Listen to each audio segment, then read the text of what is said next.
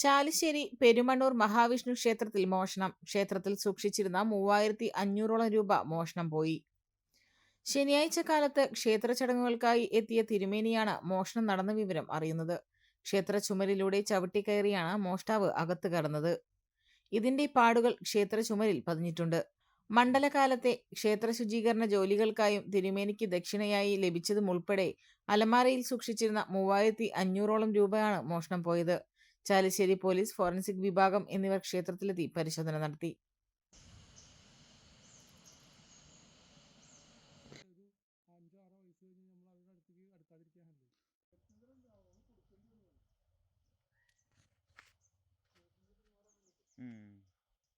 അയാളെയൊക്കെ കുടിക്കുക പറഞ്ഞാലേ അയാൾക്ക് 7 ജന്മം കിട്ടില്ല. അത്രയാണ് മനുഷ്യനായത്.